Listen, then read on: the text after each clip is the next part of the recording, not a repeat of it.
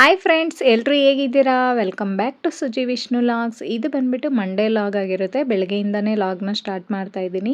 ಇವತ್ತೊಂದು healthy breakfast ರೆಸಿಪಿನ share ಮಾಡ್ತಾ ಇದ್ದೀನಿ. ಹಾಗೆ ಮಸಾಲಾಸ್ ಎಲ್ಲ ಖಾಲಿ ಆಗಿಬಿಟ್ಟಿತ್ತು. ನಾನು ಯಾವ ಥರ ಮನೆಯಲ್ಲೇ ಪ್ರಿಪ್ರೇಷನ್ ಮಾಡ್ಕೊತೀನಿ ಅಂತ ತೋರಿಸ್ತಾ ಇದ್ದೀನಿ. ವಿಡಿಯೋ ಎಲ್ಲಿ ಸ್ಕಿಪ್ ಮಾಡ್ದಿರೋ ಕೊನೆವರೆಗೂ ನೋಡಿ. ಇನ್ ಕೇಸ್ ನಿಮ್ಗೆ ಏನಾರು ಈ ವಿಡಿಯೋ ಇಷ್ಟ ಆದರೆ ಪ್ಲೀಸ್ ಒಂದು ಲೈಕ್ ಮಾಡಿ, ಶೇರ್ ಮಾಡಿ, ಕಮೆಂಟಲ್ಲಿ ತಿಳಿಸಿ. ಹಾಗೆ ಇನ್ನೂ ಯಾರೆಲ್ಲ ನನ್ನ ಚಾನಲ್ನ ಹೊಸದಾಗಿ ನೋಡ್ತಾ ಇದ್ದೀರಾ ಪ್ಲೀಸ್ ಸಬ್ಸ್ಕ್ರೈಬ್ ಮಾಡ್ಕೊಂಡು ನೋಡಿ. ಇನ್ನು ಬೆಳಗ್ಗೆ ಇವತ್ತು 6:30ಗೆಲ್ಲ ಎದ್ದಿದ್ದೀನಿ. 6:30ಗೆ ಎದ್ದು ಬಂದು ಫಸ್ಟು ಕಿಚನ್ ಎಲ್ಲ ಕ್ಲೀನ್ ಮಾಡ್ಕೊಂಬಿಡ್ತೀನಿ. ನೈಟೇ ಎಲ್ಲ ಪಾತ್ರೆ ಎಲ್ಲ ತೊಳೆದು ಇಟ್ಬಿಟ್ಟಿರ್ತೀನಿ. ಆದ್ರೂ ಒಂದ್ಸರಿ ಚಿಕ್ಕ ಚಿಕ್ಕ ಜಿರಳೆಗಳು ಓಡಾಡ್ತಾ ಇರುತ್ತೆ. 1-2 ಆದರೂ ಇದ್ದೇ ಇರುತ್ತೆ. ಅದೆಲ್ಲ ಓಡಾಡಿರುತ್ತಲ್ವ ಅಂತೇಳ್ಬಿಟ್ಟು ಫಸ್ಟ್ ಬಟ್ಟೆಯಲ್ಲೆಲ್ಲ ಕ್ಲೀನ್ ಮಾಡಿಕೊಂಡು ಇವಾಗ ಡೆಟಾಕ್ಸ್ ಡ್ರಿಂಕ್ಸ್ನ ಮಾಡ್ಕೊತಾ ಇದ್ದೀನಿ. ಇನ್ನೊಂದು ಕಡೆ ಚಟ್ನಿ ಕೂಡ ಮಾಡೋಣ ಅಂದ್ಬಿಟ್ಟು ಒಂದು ಕಡೆ ಕಡಲೆ ಬೀಜನ ಫ್ರೈ ಮಾಡ್ಕೊತಾ ಇದ್ದೀನಿ. ಈ ಡೆಟಾಕ್ಸ್ ಪೌಡ್ರ್ ಕೂಡ ಖಾಲಿ ಆಗಿಬಿಟ್ಟಿತ್ತು. ಅದನ್ನೆಲ್ಲ ಕೂಡ ಪ್ರಿಪ್ರೇಷನ್ ಮಾಡ್ಕೊತಾ ಇದ್ದೀನಿ ಇವತ್ತು. ಇನ್ನು ಕಡಲೆ ಬೀಜ ಚಟ್ನಿ ಮಾಡ್ಕೊತಾ ಇದ್ದೀನಿ. ಇವತ್ತಿನ ಬ್ರೇಕ್ಫಾಸ್ಟ್ ಬಂದ್ಬಿಟ್ಟು ರಾಗಿ ರೊಟ್ಟಿ ಮಾಡೋಣ ಅಂದ್ಕೊಂಡಿದ್ದೀನಿ. ಅದಕ್ಕೆ ಕಾಂಬಿನೇಷನ್ ಆಗಿ ಕಡಲೆ ಬೀಜನ ಫ್ರೈ ಮಾಡ್ಕೊತಾ ಇದ್ದೀನಿ. ಈರುಳ್ಳಿ, ಟೊಮೊಟೊ, ಒಣಗಿದ ಮೆಣಸಿನ್ಕಾಯಿ, ಬೆಳ್ಳುಳ್ಳಿ ಹಾಕಿ ಕಡಲೆ ಬೀಜ ಜೊತೆಗೆ ಫ್ರೈ ಮಾಡಿಕೊಂಡು ಚಟ್ನಿ ಮಾಡ್ಕೊತಾ ಇದ್ದೀನಿ. ಇನ್ನು ಈ ಡ್ರಿಂಕ್ ಕೂಡ ರೆಡಿ ಆಗಿತ್ತು. ಇದಕ್ಕೆ ಸ್ವಲ್ಪ ಬೆಲ್ಲ ಹಾಕಿ ಕುದಿಸ್ಕೊಂಡ್ಬಿಡ್ತೀನಿ. ಕುಡಿಯೋದಕ್ಕೂ ಕೂಡ ಚೆನ್ನಾಗಿರುತ್ತೆ. ಬೆಲ್ಲ ಹಾಕಿ ಕುಡಿಯೋದ್ರಿಂದ ನಮಗೇನು ಶುಗರ್ ಆ ಥರ ಏನು ಬರೋಲ್ಲ. ಇನ್ನು ಸಕ್ಕರೆಗಿಂತ ಬೆಲ್ಲ ಬೆಟ್ರ್ ಅನಿಸುತ್ತೆ. ಇನ್ನು ಡೆಟಾಕ್ಸ್ ಡ್ರಿಂಕ್ಸ್ ಕುಡ್ಕೊಂಡೆ ಇನ್ನೊಂದು ಕಡೆ ಕ್ಯಾರೆಟ್ ಎಲ್ಲ ತುರ್ಕೊತಾ ಇದ್ದೀನಿ. ಇನ್ನೊಂದು ಕಡೆ ಮೊಟ್ಟೆ ಬೇಯೋದಕ್ಕೂ ಇಟ್ಬಿಟ್ಟೆ. ಇವತ್ತು ಬ್ರೇಕ್ಫಾಸ್ಟ್ಗೆ ಬಂದುಬಿಟ್ಟು ರಾಗಿ ರೊಟ್ಟಿ ಮಾಡ್ಕೊಳ್ಳೋಣ ಅಂದ್ಬಿಟ್ಟು 2 ಕಪ್ ರಾಗಿ ಹಸಿಟ್ಟು ತೊಗೊಂಡಿದ್ದೀನಿ. ಅದಕ್ಕೆ ಸಣ್ಣದಾಗಿ ಕಟ್ ಮಾಡಿರೋ ಈರುಳ್ಳಿ, 1-2 ಕ್ಯಾರೆಟ್ನ ತುರಿದಿಟ್ಕೊಂಡಿದ್ದೀನಿ. ಇವತ್ತು ಪಾಲಕ್ ಸೊಪ್ಪನ್ನ ಹಾಕ್ಕೊತಾ ಇದ್ದೀನಿ. ಸಣ್ಣದಾಗಿ ಚೆನ್ನಾಗಿ ತೊಳ್ಕೊಂಡು ಸಣ್ಣದಾಗಿ ಕಟ್ ಮಾಡಿ ಹಾಕ್ಕೊತಾ ಇದ್ದೀನಿ.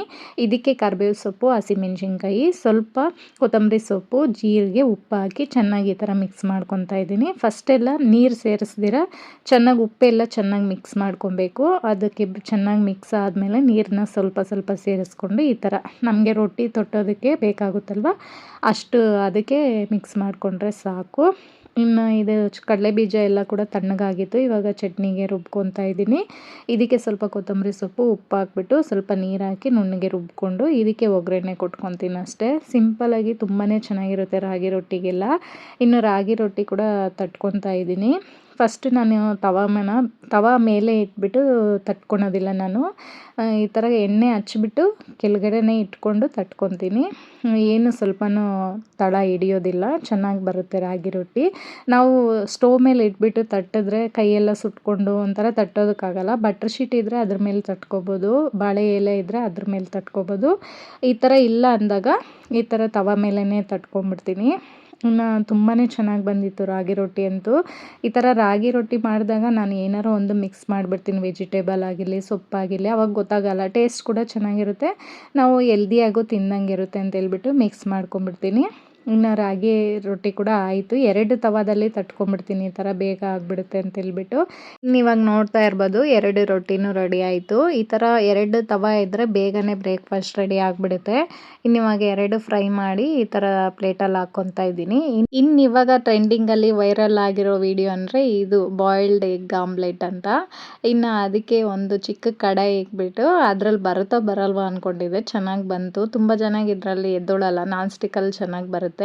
ಇದನ್ನು ಮಾಡ್ಕೊಳೋದಕ್ಕೆ 1 ಟೇಬಲ್ ಸ್ಪೂನ್ ಎಣ್ಣೆ ಹಾಕಿ ಬೇಯಿಸಿರೋ ಮೊಟ್ಟೆನ ಹಾಕಿ 1 ಮೊಟ್ಟೆನ ಬೀಟ್ ಮಾಡಿ ಹಾಕಿದ್ದೀನಿ. ಸ್ವಲ್ಪ ಖಾರದ ಪುಡಿ, ಉಪ್ಪು, ಈರುಳ್ಳಿ, ಟೊಮೊಟೊ, ಕರಿಬೇವು ಸೊಪ್ಪು, ಸ್ವಲ್ಪ ಕೊತ್ತಂಬರಿ ಸೊಪ್ಪು, ಪೆಪ್ಪರ್ ಪುಡಿ ಇದೆಲ್ಲ ಹಾಕ್ಬಿಟ್ಟು ಟರ್ನ್ ಮಾಡಿಕೊಂಡ್ರೆ 2 ಕಡೆ ಫ್ರೈ ಮಾಡಿಕೊಂಡ್ರೆ ಆಯಿತು. ತುಂಬಾ ಚೆನ್ನಾಗಿ ಬಂದಿತ್ತು. ಫಸ್ಟ್ ಟೈಮ್ ಟ್ರೈ ಮಾಡಿದೆ, ನೀಟಾಗೂ ಬಂದಿತ್ತು. ಅಂದರೆ ಅದರಲ್ಲಿ ತಳ ಹಿಡಿಯೋದು ಆ ಥರ ಏನೂ ಇರಲಿಲ್ಲ, ಚೆನ್ನಾಗಿ ಬಂದಿತ್ತು. ಇನ್ನು ಟೇಸ್ಟ್ ಕೂಡ ಅಷ್ಟೇ ತುಂಬ ಚೆನ್ನಾಗಿತ್ತು. ಇವತ್ತಿನ ಬ್ರೇಕ್ಫಾಸ್ಟು ಇದಾಗಿತ್ತು. ಯಾವಾಗೂ ಬರೀ ಮೊಟ್ಟೆ ಕೊಡ್ತಾ ಇದ್ನಲ್ಲ, ಇವತ್ತು ಸ್ವಲ್ಪ ಈ ಥರ ಡಿಫ್ರೆಂಟಾಗಿ ಆಮ್ಲೆಟ್ ಮಾಡಿ ಕೊಟ್ಟೆ. ತುಂಬಾ ಚೆನ್ನಾಗಿತ್ತು ಅಂತ ಹೇಳ್ತಾಯಿದ್ರು ನಮ್ಮ ಹಸ್ಬೆಂಡು. ಇನ್ನು ಬ್ರೇಕ್ಫಾಸ್ಟ್ ಮಾತ್ರ ಮಾಡಿಕೊಟ್ಟಿದ್ದೆ. ಇವತ್ತು ಲಂಚ್ ಬಾಕ್ಸ್ಗೇನು ಮಾಡಿರಲಿಲ್ಲ, ಅವ್ರು ಬೇಡ ಅಂತೇಳಿದ್ರು ಅಂತೇಳ್ಬಿಟ್ಟು ಏನು ಮಾಡೋಕ್ಕೋಗಿಲ್ಲ. ಇನ್ನು ನಾನು ಫ್ರೆಶ್ ಅಪ್ ಎಲ್ಲ ಆಗ್ಬಿಟ್ಟು ಬಂದುಬಿಟ್ಟು ನೆನ್ನೆ ಮೊಟ್ಟೆ ಎಲ್ಲ ತೊಗೊಂಬಂದಿದ್ದೆ, ಅದನ್ನೆಲ್ಲ ಎತ್ತಿಡ್ತಾ ಇದ್ದೀನಿ ಇವಾಗ. ಇನ್ನು ಸ್ವಲ್ಪ ಮಸಾಲೆಸ್ ಎಲ್ಲ ಖಾಲಿ ಆಗಿಬಿಟ್ಟಿತ್ತು. ಈ ಜೀರಿಗೆ powder, pepper powder, gastric powder ಕೂಡ ಖಾಲಿ ಆಗಿಬಿಟ್ಟಿತ್ತು. ಅದಕ್ಕೆ ಏನೇನು ಬೇಕು ಇಂಗ್ರೀಡಿಯೆಂಟ್ಸ್ನೆಲ್ಲ ಎತ್ತಿಟ್ಕೊತಾ ಇದ್ದೀನಿ. ಎಲ್ಲ ಒಂದೇ ಸಾರಿ ಎತ್ತಿಟ್ಕೊಂಡು ಆಮೇಲೆ ಫ್ರೈ ಮಾಡಿಕೊಂಡು ಪುಡಿ ಮಾಡ್ಕೊತೀನಿ. ಇನ್ನು ಬಿಸಿ ಇರ್ಬೇಕಾದ್ರೆ ಪುಡಿ ಮಾಡಬಾರ್ದು ಯಾವಾಗೂ, ಅದೊಂಥರ ನೀರು ಅಂಟು ಥರ ಆಗಿಬಿಡುತ್ತೆ, ಬೇಗ ಕೆಟ್ಟೋಗ್ಬಿಡುತ್ತೆ ಮಸಾಲೆಸ್ ಎಲ್ಲ.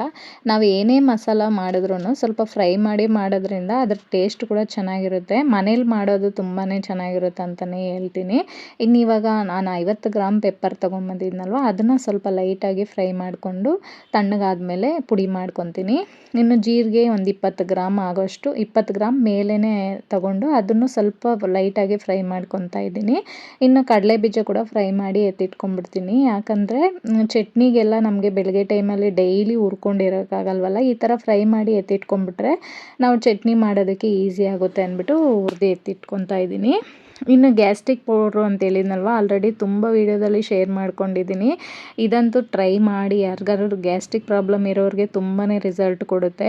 ಇವಾಗ 4 ಇಂಗ್ರೀಡಿಯೆಂಟ್ಸ್ ಕೂಡ ಒಂದೇ ಪ್ರಮಾಣದಲ್ಲಿ ತೊಗೊಂಡಿದ್ದೀನಿ. ಸೋಂಪು, ಜೀರಿಗೆ, ಓಂಕಾಳು, ಮೆಂತ್ಯನ ತಗೊಂಡು ಈ ಥರ ಎಲ್ಲ ಫ್ರೈ ಮಾಡ್ಕೊಬೇಕು. ಎಲ್ಲ ಇಂಗ್ರೀಡಿಯೆಂಟ್ಸ್ ಬೆನಿಫಿಟ್ಸ್ ಹೇಳ್ತೀನಿ ನೋಡಿ. ಸೋಂಪು ಬಂದ್ಬಿಟ್ಟು ನಮಗೆ ಗ್ಯಾಸ್ಟ್ರಿಕ್ ಪ್ರಾಬ್ಲಮ್ಮು, ಅಜೀರ್ಣತೆ ಮತ್ತು ಬಾಯಿ ದುರ್ವಾಸನೆ ಮತ್ತು ದೇಹದಲ್ಲಿ ಉಷ್ಣತೆ ಇರುತ್ತೆ ನೋಡಿ, ಹೀಟೆಲ್ಲ ಕಮ್ಮಿ ಮಾಡುತ್ತೆ. ಮತ್ತು ಮಂತ್ಲಿ ನಮಗೆ ಪೀರಿಯಡ್ಸ್ ಪೇಯ್ನ್ ಬರುತ್ತೆ ನೋಡಿ, ಅದೆಲ್ಲ ಕೂಡ ಕಮ್ಮಿ ಆಗುತ್ತೆ. ಇನ್ನು ಬಾಣಂತಿಯರಲ್ಲಿ ಹಾಲು ಕಮ್ಮಿ ಇದ್ದರೆ ಹಾಲು ಉತ್ಪಾದನೆ ಕೂಡ ಹೆಚ್ಚಿಸುತ್ತೆ ಇದು. ಇನ್ನು ಜೀರಿಗೆಯಲ್ಲಿ ಬಂದ್ಬಿಟ್ಟು ಜೀರ್ಣಶಕ್ತಿ ಜಾಸ್ತಿ ಇರುತ್ತೆ, ಹೊಟ್ಟೆ ನೋವು, ಉಬ್ಬರ ಇರುತ್ತೆ ನೋಡಿ, ಅದೆಲ್ಲ ಕಮ್ಮಿ ಮಾಡುತ್ತೆ. ಮತ್ತು ರೋಗ ನಿರೋಧಕ ಶಕ್ತಿ ಜಾಸ್ತಿ ಇರುತ್ತೆ. ಜೀರಿಗೆ ಕಷಾಯ ಡೈಲಿ ಕುಡಿಯೋದ್ರಿಂದ ವೆಯ್ಟ್ ಲಾಸ್ ಮಾಡೋರ್ಗೂ ಕೂಡ ತುಂಬಾ ಹೆಲ್ಪ್ ಮಾಡುತ್ತೆ. ಮತ್ತು ರಕ್ತದಲ್ಲಿ ಸಕ್ಕರೆ ಹೆಚ್ಚಿನ ಪ್ರಮಾಣದಲ್ಲಿದ್ದರೆ ಅದು ಕಮ್ಮಿ ಮಾಡುತ್ತೆ. ಮತ್ತು ನಮ್ಮ ದೇಹದಲ್ಲಿ ಐರನ್ ಕಮ್ಮಿ ಇದ್ದರೆ ಡೈಲಿ ಜೀರಿಗೆ ಕಷಾಯ ಕುಡಿಯೋದ್ರಿಂದ ಐರನ್ ಕೂಡ ಇನ್ಕ್ರೀಸ್ ಆಗುತ್ತೆ ಅಂತಲೇ ಹೇಳ್ಬೋದು. ಇನ್ನು ಮೆಂತ್ಯದಲ್ಲಿ ಬಂದು ನಮ್ಮ ಶುಗರ್ ಲೆವೆಲ್ನ ಕಮ್ಮಿ ಮಾಡುತ್ತೆ ಮತ್ತು ಜೀರ್ಣಕ್ರಿಯೆ ಸುಧಾರಣೆ ಮಾಡುತ್ತೆ. ಕೂದಲು ಬೆಳವಣಿಗೆ ಕೂಡ ತುಂಬ ಚೆನ್ನಾಗಾಗುತ್ತೆ. ಮತ್ತು ಉರಿಯೂತ, ಸಂಧಿವಾತ ನೋವುಗಳೆಲ್ಲ ಕಮ್ಮಿ ಮಾಡುತ್ತೆ. ಕೊಲೆಸ್ಟ್ರಾಲ್ನ ಕೂಡ ಕಮ್ಮಿ ಮಾಡುತ್ತೆ. ಮತ್ತು ತಾಯಂದ್ರಲ್ಲಿ ಹಾಲು ಕೂಡ ಉತ್ಪಾದನೆಗೆ ಇದು ಮೆಂತ್ಯ ಕೂಡ ತುಂಬಾ ಒಳ್ಳೆಯದಂತಲೇ ಹೇಳ್ಬೋದು. ಇನ್ನು ಓಂಕಾಳು ಬಂದ್ಬಿಟ್ಟು ಗ್ಯಾಸ್ಟ್ರಿಕ್ಕು, ಅಜೀರ್ಣ, ಹೊಟ್ಟೆ ನೋವೆಲ್ಲ ತುಂಬಾ ಕಮ್ಮಿ ಮಾಡುತ್ತೆ. ಮತ್ತು ಶೀತ, ಕೆಮ್ಮು, ಗಂಟಲು ನೋವೆಲ್ಲ ಕೂಡ ಬೇಗ ಕಮ್ಮಿ ಮಾಡುತ್ತೆ. ಮೈಗ್ರೈನ್ ತಲೆನೋವಿರೋರ್ಗಂತೂ ಇದು ತುಂಬಾ ಒಳ್ಳೆಯದಂತಲೇ ಹೇಳ್ಬೋದು ಓಂಕಾಳು. ಮತ್ತು ಹಸಿವನ್ನು ಕೂಡ ಹೆಚ್ಚು ಮಾಡುತ್ತೆ. ಮತ್ತು ನಮ್ಮ ದೊಡ್ಡ ಕರಳು, ಚಿಕ್ಕ ಕರಳಲ್ಲೆಲ್ಲ ಕೆಟ್ಟು ಬ್ಯಾಕ್ಟೀರಿಯಾಗಳು ಜಾಸ್ತಿ ಇದ್ದರೆ ನಮಗೆ ಡೈಜೆಷನ್ ಪ್ರಾಬ್ಲಮ್ಮು, ಗ್ಯಾಸ್ಟ್ರಿಕ್ ಪ್ರಾಬ್ಲಮ್ಮು ಮತ್ತು ಹೊಟ್ಟೆಲಿ ಉರಿ ಮತ್ತು ಕಾನ್ಸ್ಟಿಪೇಷನು ಇದೆಲ್ಲ ಜಾಸ್ತಿ ಆಗುತ್ತೆ ನಮಗೆ. ಈ ಓಂಕಾಳು ಸೇರಿಸೋದ್ರಿಂದ ಕೆಟ್ಟು ಬ್ಯಾಕ್ಟೀರಿಯಾನ ಕಮ್ಮಿ ಮಾಡಿ ಒಳ್ಳೆ ಬ್ಯಾಕ್ಟೀರಿಯಾನ ಇನ್ಕ್ರೀಸ್ ಮಾಡುತ್ತೆ ಅಂತಲೇ ಹೇಳ್ಬೋದು ಈ ಓಂಕಾಳು.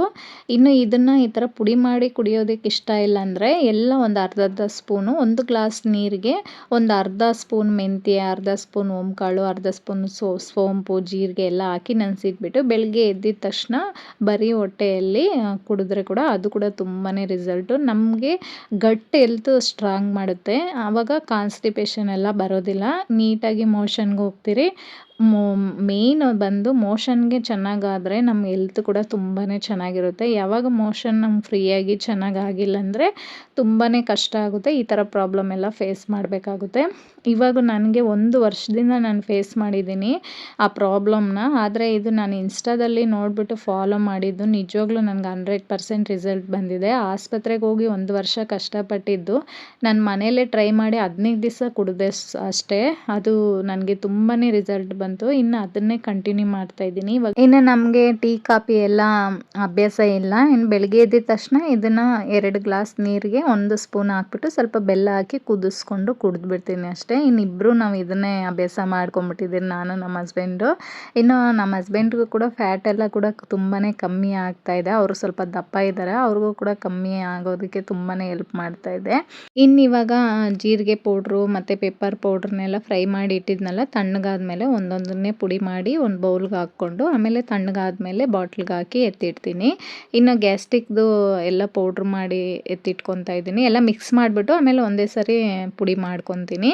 ಇನ್ನು ಇವಾಗ ಕಡಲೆಬೀಜ ಹುರಿದಿದ್ನಲ್ವ, ಸ್ವಲ್ಪ ಕಡಲೆಬೀಜನ ಸಿಪ್ಪೆ ಎಲ್ಲ ತೆಗೆದ್ಬಿಟ್ಟು ಒಣಗಿದ ಮೆಣಸಿನ್ಕಾಯಿ, ಒಂದು 6-7 ಎಸಳು ಬೆಳ್ಳುಳ್ಳಿ ಹಾಕ್ಬಿಟ್ಟು ಈ ಥರ ತರಿಯಾಗಿ ರುಬ್ಬಿಟ್ಕೊಂಡ್ರೆ ನಾವು ಏನೇ ಪಲ್ಯ ಮಾಡ್ತೀವಿ ನೋಡಿ, ಕ್ಯಾರೆಟ್ ಪಲ್ಯ, ಬೀನ್ಸ್ ಪಲ್ಯ ಮತ್ತು ಕುಂಬಳಕಾಯಿ ಪಲ್ಯ, ಈ ಪಲ್ಯಗಳಿಗೆಲ್ಲ ಲಾಸ್ಟಲ್ಲಿ ನಾವು ಇಳಿಸ್ತೀವಿ ಅನ್ನೋವಾಗ 1-2 ಟೇಬಲ್ ಸ್ಪೂನ್ ಹಾಕಿ ಫ್ರೈ ಮಾಡಿಬಿಟ್ಟು ಇಳಿಸಿದ್ರೆ ಪಲ್ಯ ತಿನ್ನೋದಕ್ಕೆ ತುಂಬಾ ಚೆನ್ನಾಗಿರುತ್ತೆ. ಅದನ್ನು ಆವಾಗಲೇ ಪ್ರಿಪೇರ್ ಮಾಡ್ಕೊಳೋದಕ್ಕೆ ನಮಗೆ ಟೈಮ್ ಇರಲ್ಲ ನೋಡಿ, ಅದಕ್ಕೆ ಈ ಥರ ಪ್ರಿಪೇರ್ ಮಾಡಿ ಇಟ್ಕೊಂಡ್ಬಿಟ್ರೆ ನಮಗೆ ಪಲ್ಯ ಮಾಡೋವಾಗ ಈಸಿ ಆಗುತ್ತೆ ಅಂದ್ಬಿಟ್ಟು ಅದನ್ನು ರೆಡಿ ಮಾಡಿ ಇಟ್ಕೊತಾ ಇದ್ದೀನಿ. ಇನ್ನು ಇವತ್ತಿನ ವೀಡಿಯೋದಲ್ಲೇ ರವೆ ಕೂಡ ಫ್ರೈ ಮಾಡಿ ಎತ್ತಿಟ್ಕೊಂಡೆ. ಇನ್ನು ಬೆಳಗ್ಗೆ ಟೈಮಲ್ಲಿ ರವೆ ಉಪ್ಪಿಟ್ಟು ಕೇಸರಿಬಾತ್ ಎಲ್ಲ ಮಾಡಿದಾಗ ಅದನ್ನು ಫ್ರೈ ಮಾಡೋದಕ್ಕೆ ಅದಕ್ಕೊಂದು ಟೈಮ್ ವೇಸ್ಟ್ ಆಗುತ್ತಲ್ವ. ಈ ಥರ ನಾವೆಲ್ಲ ಫ್ರೈ ಮಾಡಿ ಎತ್ತಿಟ್ಕೊಂಬಿಟ್ರೆ ಟೈಮ್ ಇದ್ದಾಗ ನಮ್ಗೆ ಅಡುಗೆ ಮಾಡೋದಕ್ಕೆ ಈಸಿ ಆಗುತ್ತೆ ಅಂತ ಹೇಳ್ಬಿಟ್ಟು ಈ ಥರ ಪ್ರಿಪ್ರೇಷನ್ ಮಾಡ್ಕೊಂಬಿಡ್ತೀನಿ. ಇನ್ನು ಇವತ್ತಿನ ವೀಡಿಯೋದಲ್ಲಿ ಗ್ಯಾಸ್ಟ್ರಿಕ್ ಪೌಡ್ರು, ಜೀರಿಗೆ ಪೌಡ್ರು, ಪೆಪ್ಪರ್ ಪೌಡ್ರು ಮತ್ತು ಅದು ಪಲ್ಯಗೆಲ್ಲ ಹಾಕ್ತೀವಿ ನೋಡಿ, ಅದು ಪ್ರಿಪ್ರೇಷನ್ ಮಾಡ್ಕೊಂಡಿದ್ದೆ. ಇನ್ನು ಸ್ವಲ್ಪ ಕಡಲೆ ಬೀಜ, ರವೆನೆಲ್ಲ ಕೂಡ ಫ್ರೈ ಮಾಡ್ಕೊಂಡಿದ್ದೆ.